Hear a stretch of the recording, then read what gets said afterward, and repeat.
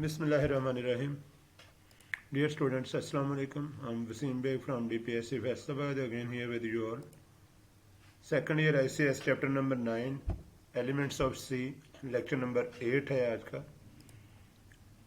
Different type के assignment operators हम already जो सा वो स्टडी कर चुके हैं. आज 9.6.4 असाइनमेंट ऑपरेटर को देखेंगे. असाइनमेंट ऑपरेटर एक्चुअली क्या है? ये इक्वल टू का साइन जो आप यूज़ करते हैं इसको हम असाइनमेंट ऑपरेटर कहते हैं, इक्वल टू साइन.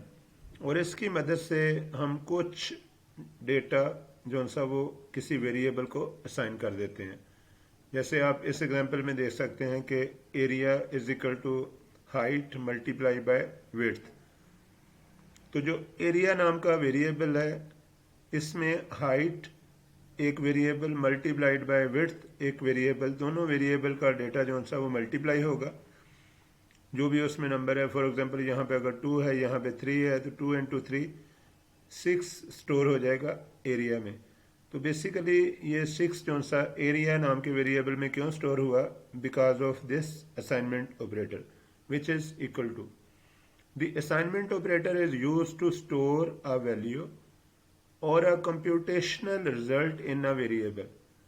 यानी अगर आपने किसी वेरिएबल में कुछ वैल्यू स्टोर करनी है, जैसे आप कहते हैं a इज इक्वल टू 10, तो वो भी इसी की मदद से होगा. और अगर आप कंप्यूटेशनल रिजल्ट जैसे हाइट इनटू विड्थ एरिया में स्टोर करना चाहते हैं तो वो भी असाइनमेंट ऑपरेटर की मदद से ही सेव होगा.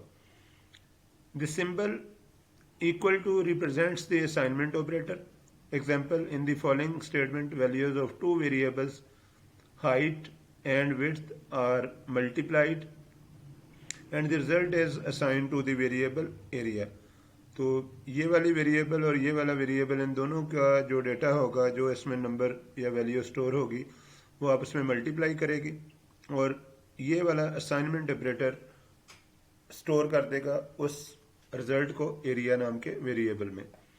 The value to the right side of the operator is assigned to the variable on the left side of the assignment operator. तो ये वाली जो राइट साइड वाली वैल्यू ये जाके स्टोर होगी लेफ्ट साइड पे. यानी यहाँ से वैल्यू इधर स्टोर होनी है, ये वाली वैल्यू इधर स्टोर होनी है. या आप यूँ कह सकते हैं कि this one is equal to the result of this one. This statement is also called assignment statement. और ये जो स्टेटमेंट है इसको हम असाइनमेंट स्टेटमेंट भी कहते हैं क्योंकि इसमें हमने कुछ वैल्यू जो सी है वो किसी वेरिएबल को असाइन की. Assignment statement. The assignment statement takes the general form variable is equal to expression. यानी असाइनमेंट स्टेटमेंट का बड़ा सिंपल सा सिंटेक्स है, उसको लिखने का तरीका बड़ा आसान है कि हम कोई एक वेरिएबल लेते हैं is equal to assignment operator use करते हैं और राइट साइड पे वो एक्सप्रेशन हम स्टोर कर देते हैं, वो एक्सप्रेशन लिख देते हैं जिसको हमने इस वेरिएबल में स्टोर करना हो. The expression on the right side of the operator is evaluated first and the result is then assigned to the variable on the left side of the operator. तो प्रीवियस एग्जांपल में देखेंगे सबसे पहले ये दोनों multiply होंगे और जो इसका रिजल्ट आएगा वो इस वेरिएबल में स्टोर होगा. पहले दोनों मल्टीप्लाई होंगे, फिर जो रिजल्ट आएगा वो इस वेरिएबल में स्टोर होगा. The expression can be a variable. जैसे ये एक्सप्रेशन है तो आप इसको, इसमें आपने ये वेरिएबल स्टोर कर दिया area is equal to height. एक कांस्टेंट और अर्थमेटिक, रिलेशनल और लॉजिकल एक्सप्रेशन. तो यहाँ इस वेरिएबल में आप इस असाइनमेंट ऑपरेटर की मदद से कुछ भी स्टोर करवा सकते हैं. कुछ भी से मुराद मीन के कोई वेरिएबल, कांस्टेंट, अर्थमेटिक, रिलेशनल और logical expression. Note, writing variables to the right side and the expression to the left side of assignment operator will cause a syntax error. तो अगर आप वेरिएबल को इस साइड पे लिख दें और एक्सप्रेशन को इस साइड पे लिख दें तो कंपाइलर एरर आएगा. यहाँ पे कंपाइलर एरर आएगा क्योंकि ये असाइनमेंट ऑपरेटर को यूज करने का सही तरीका नहीं है. तो असाइनमेंट ऑपरेटर को अगर आपने ठीक तरीके से इस्तेमाल करना है तो आपको वेरिएबल लेफ्ट साइड पे रखना पड़ेगा और एक्सप्रेशन आपको राइट साइड पे लेनी पड़ेगी. 9.6.5 आपकी बुक पे है इंक्रीमेंट एंड डिक्रीमेंट ऑपरेटर्स. अब अक्सर हमें ये ज़रूरत पड़ती है कि हम फॉर एग्जांपल कोई काउंटर चलाएं, हम 1 2 3 4 5 6 लिखना चाहें, या हम रिकॉर्ड्स जो से उनको उनकी पार्सिंग चाहें, उनको हम एनालाइज करना चाहें या उनका जायज़ा लेना चाहें वन बाय वन, तो उस सूरत में हमें काउंटर चलाने पड़ते हैं, हमें लूप्स चलानी पड़ती हैं, हमें कुछ नंबर्स को प्लस करना पड़ता है। इसी तरीके से जैसे आप कहते हैं 1 is equal to, for example आप कहते हैं जी कि a is equal to 1, b is equal to 2, तो ये करने के बजाय आप कहते हैं a is equal to 1, b is equal to a plus 1, c is equal to b plus 1। तो जो प्लस यहाँ पे हम कर रहे हैं, दिस इज कॉल्ड इंक्रीमेंट, और अगर हम यहाँ पे प्लस की बजाय माइनस करेंगे तो that will be called decrement. The increment operator increases the value of its operand by 1। It is denoted by the symbol plus plus, example count plus plus. तो काउंट प्लस प्लस करेंगे तो ये increment automatically हो जाएगी 1 की। तो इस वाली काउंट प्लस प्लस को हम दो तरीके से लिख सकते हैं, या तो हम लिख सकते हैं count is equal to count plus 1, या हम लिख सकते हैं काउंट प्लस प्लस। तो दोनों सूरतों में सेम रिजल्ट आएगा, काउंट प्लस प्लस का भी वही मीनिंग है और count is equal to count plus 1 का भी वही मीनिंग है। तो इसमें काउंट प्लस प्लस मीन के काउंट को एक जो सा वो बढ़ा दो, where count is a variable. तो अगर ये काउंट एक वेरिएबल है तो काउंट फॉर एग्जांपल इसकी वैल्यू 1 है तो काउंट 1 प्लस 1 2 होगा। तो इसकी बजाय आप काउंट प्लस प्लस लिखें तो वो 1 प्लस 1 2 हो जाएगा। The effect of this expression is equal to the following expression. और ये वाला जो आप लिखा हुआ है काउंट प्लस प्लस, इसका और इस लाइन का सेम रिजल्ट आएगा, यानी यहाँ भी काउंट प्लस प्लस है और यहाँ count is equal to count plus 1 है। तो ये एक ऑपरेटर की जो इंक्रीमेंट है, इसी वजह से सी को सी प्लस प्लस का नाम दिया गया। और भी लॉजिक्स हैं, लेकिन कुछ जो बुक्स में है वो ये कि शायद यही एक लॉजिक है कि इसकी वजह से प्लस प्लस ऑपरेटर की वजह से इसको इंक्रीमेंट की वजह से नाम दिया गया। तो count is equal to count plus 1 1। When plus plus precedes its operand it is also called prefix increment. और अगर ये फॉर एग्जांपल पहले हो तो प्रीफिक्स कहलाएगा, बाद में होगा तो उसको हम पोस्ट फिक्स का नाम देंगे। When this plus plus follows its operand it is called post fix increment। तो अगर ये प्रोसीड कर रहा है तो उस वक्त ये कहलाएगा प्रीफिक्स इंक्रीमेंट, और अगर ये फॉर एग्जांपल प्लस प्लस जो सा ये अपने ऑपरेंड को फॉलो कर रहा है उसके बाद आ रहा है तो ये पोस्ट फिक्स इंक्रीमेंट कहलाएगा। जैसे आप कहते हैं जे इज इक्वल टू 10 और i is equal to plus plus j. अब इससे मुराद आप क्या लेंगे कि एक्चुअली जो प्लस प्लस है, क्योंकि अब देखें ये plus plus proceed it's operand, ये प्रोसीड कर रहा है, फॉलो नहीं कर रहा। तो ये क्योंकि प्रोसीड कर रहा है तो ये प्री फिक्स इंक्रीमेंट है।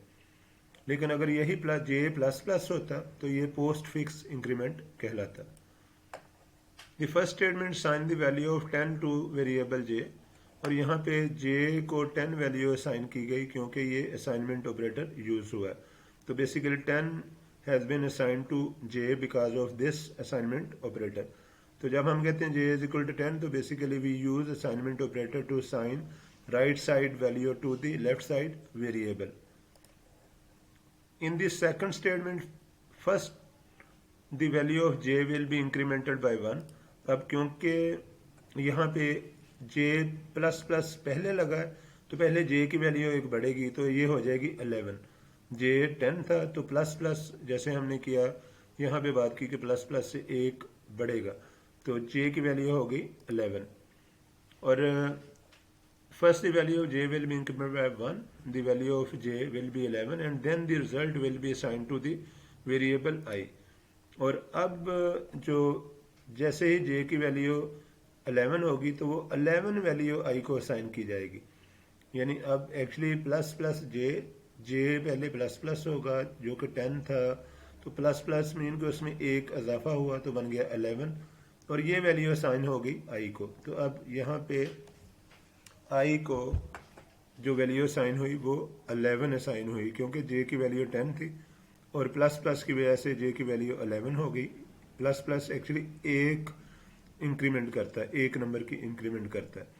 तो प्लस प्लस की वजह से 10 11 हो गया और 11 जाके स्टोर हो गया आई में। और नेक्स्ट अगर आप देखें Hence the variable I will be assigned the value of 11. Therefore after execution of two statements both the variable will have the same value 11. Now consider the following statement. तो अगर हम अब कहें j इज इक्वल टू 10 और i is equal to j plus plus, तो अब यहाँ पे सूरत हाल डिफरेंट है ये, क्योंकि पोस्ट यहाँ पे लगा हुआ प्रोसेस, यानी ये पोस्ट फिक्स कर रहा है क्योंकि ये फॉलो कर रहा है अपने ऑपरेंड को, ये ऑपरेंड है और ये प्लस प्लस उसको फॉलो कर रहा है। तो अब यहाँ सूरत हाल डिफरेंट होगी। यहाँ पे तो हमने देखा कि पहले वैल्यू बढ़ेगी फिर असाइन होगी आई को, लेकिन यहाँ सूरत हाल है the execution first statement will take place as in above case. ये तो वही होगा काम जो हमने यहाँ किया है, जे इज इक्वल टू 10, तो यहाँ भी जे इज इक्वल टू 10 ही होगा। लेकिन जो यहाँ पे प्लस प्लस जे है वो अब यहाँ पे जे प्लस प्लस हो चुका है, यानी जो प्लस प्लस जे है वो अब जे प्लस प्लस हो चुका है। तो in the second statement first the value of j that is 10, अब जे की वैल्यू 10 है, will be assign to the variable. अब ये 10 वैल्यू आई को असाइन हो जाएगी and then the value of j will be incremented by 1, और फिर ये जे की वैल्यू 11 हो जाएगी, यानी आई को 10 ही असाइन होगा, लेकिन आगे आने वाली जो वेरिएबल्स हैं आगे जहाँ पे जे इस्तेमाल होगा वहाँ पे उसकी वैल्यू 11 होगी। Hence the variable I will be assigned the value of 10. Therefore after execution of two statements the variable j will have the value of 11 and the variable I will have value of 10.